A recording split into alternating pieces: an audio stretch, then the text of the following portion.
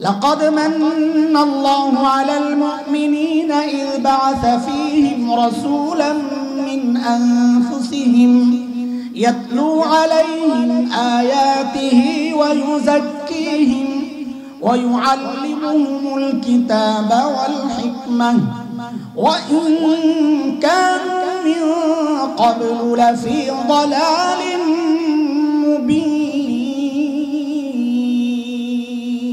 খলিল আল্লাহর কাছে একটা সিলেবাসের প্রস্তাব করেছেন। বলেন ছাত্ররা, বলেন, কথা বলেন, কি প্রস্তাব করছেন? কিসের সিলেবাস? যে আল্লাহ আমি তো বাইতুল্লাহ বানালাম, বাইতুল্লাহ কেন্দ্রিক দুনিয়া সাজানোর জন্য একটা সিলেবাস আমি আপনার কাছে পেশ করলাম। এই সিলেবাস পড়ানোর জন্য একজন শিক্ষক লাগবে। খেয়াল করে, আমরা কারা আগে বুঝাই দিছি, আমরা কারা, মাদ্রাসাওয়ালারা কারা।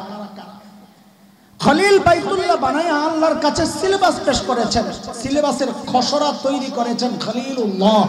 বলেন আমার সাথে, মাদ্রাসার ছাত্ররা তোমরা কথা বলো। সিলেবাস খসড়া, খসড়া বুঝো তো, চূড়ান্ত না। তৈরি করেছেন কে? খলিলুল্লাহ। শুদ্ধ করে বলেন কে? ইব্রাহিম আলাইহিস সালাম। বলেন খলিলুল্লাহ। দোয়ার মধ্যে বলছেন তো, পাশে তো ছেলে ইসমাইল বসা, তো নিজের সাথে সাথে আমিন বলছেন। তা আমরা অন্যভাবে বলি, প্রস্তাব পাঠাইছেন খলিলুল্লাহ, সুপারিশ করছেন জবিহুল্লাহ। ইসমাইল আলাইহিস সালামকে কি বলা হয়? জবিহুল্লাহ। তো বলেন, ঠিক করে বলেন, প্রস্তাব পাঠাইছেন কে? সুপারিশ করছেন কে? যেই অফিসে বৈশাখ কারবার চলতেছিল ওই অফিস ছিল বাইতুল্লাহ। অফিসের নাম কি?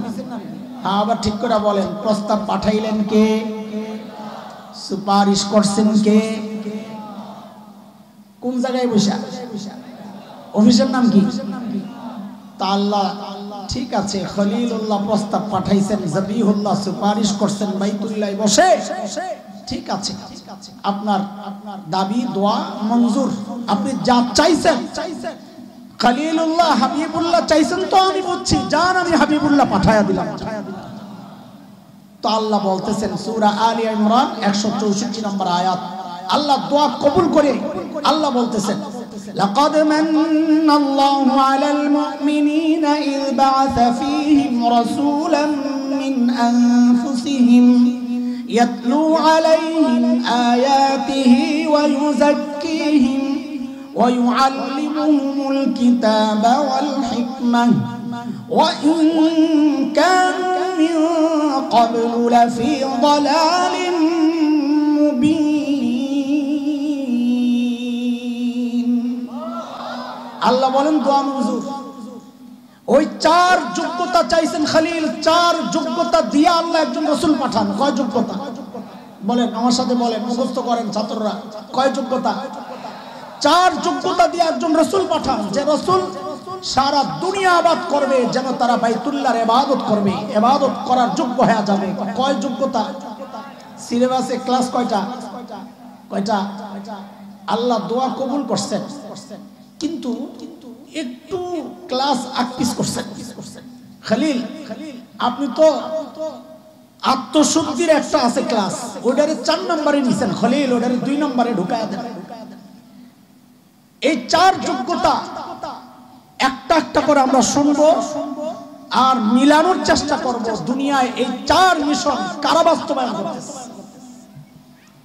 আজকে আমাদের অনেক ভাই, আমরা কোন মিশনকে তাচ্ছিল্য করছি না, আমাদের অনেক ভাই দাওয়াত ও তাবলীগের মেহনতের সাথে জুড়ে তারা একটা কথা বলে, নবীওয়ালা কাজ। মাদ্রাসাওয়ালাদেরকে বলে সারাদিন তো মাদ্রাসায় পড়ান, আসেন একটা নবীওয়ালা কাজ, দাওয়াত ও তাবলীগের মেহনত একটু জুড়ে যায়। ও ভাই, তাবলীগের বিরুদ্ধে বলছি না, এটা বিভ্রান্ত তাবলীগওয়ালাকে বলছি, ভুল না বুঝি। সত্যিকার নবীওয়ালা কাজ যেটা হয় কোনটা, সেটা হচ্ছে খলিল যে চার কাজের প্রস্তাব আল্লাহর কাছে করেছেন, যে চার দায়িত্ব দিয়ে আল্লাহ আমার নবীকে পাঠাইছেন, সত্যিকার নবীওয়ালা কাজ হচ্ছে ওইটাই। সেই চার কাজ কি? 1 নাম্বার, ইয়াতলু আলাইহিম আয়াতি। যিনি, আচ্ছা শুনেন, খলিল দোয়ায় যেই রাসূল চাইছেন, আপনারা কি বুঝছেন ওই রাসূলকে? বলেন কে? জোরে কর। কেমনে বুঝলেন এটা? ওখানে কি আছে রব্বানা ওয়া বা'আস ফীহিম মুহাম্মাদান রাসূলা? আছে। তো রাসূল তো কত গেছেন আসছেন, তো আপনি কেমনে বুঝলেন যে এই রাসূল মুহাম্মদুর রাসূলুল্লাহ? কেমনে বুঝলেন? কারণ আছে। এই কারণ যে বুঝে না সেও একটা মাসালায় পেঁচ লাগায়। ছাত্ররা বুঝে এগুলা, ভিতর থেকে বুঝো জিনিস। এই দোয়ার মাকসাদ যে আমাদের নবী, এটা কেমনে বুঝলাম? কারণ খলিলের দোয়ার মধ্যে আওয়াম যারা সাধারণ মানুষ, আপনারাও বুঝেন। আজকে আপনাদেরকে নিয়ে কথা বলার মাকসাদ ছিল না আমার, কিন্তু আপনাদেরও বোঝা দরকার এটা। খলিলের দোয়ার মধ্যে একটা ছোট্ট অংশ আছে, ইয়াতলু আলাইহিম আয়াতিক, যিনি আপনার কালামের, আপনার কিতাবের আয়াতগুলোকে তিলাওয়াত করে শোনাবেন। এখন এই দোয়া যে আমাদের নবীর জন্য বুঝলাম কেমনে?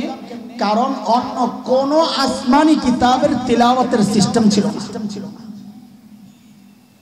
অন্য কোন আসমানি কিতাবের তিলাওয়াতের সিস্টেম ছিল না। এখন আবার প্রশ্ন আসবে, কেন ছিল না? এই ছাত্র খেয়াল করো, অন্য কোন আসমানি কিতাবের তিলাওয়াতের সিস্টেম কেন ছিল না? ছিল না এই জন্য, অন্য কোন আসমানি কিতাব তিলাওয়াতের সম্পর্ক অর্থের সাথে না শব্দের সাথে? কথা বলে না। আরে তিলাওয়াতের সম্পর্ক অর্থের সাথে না শব্দের সাথে? শব্দের সাথে।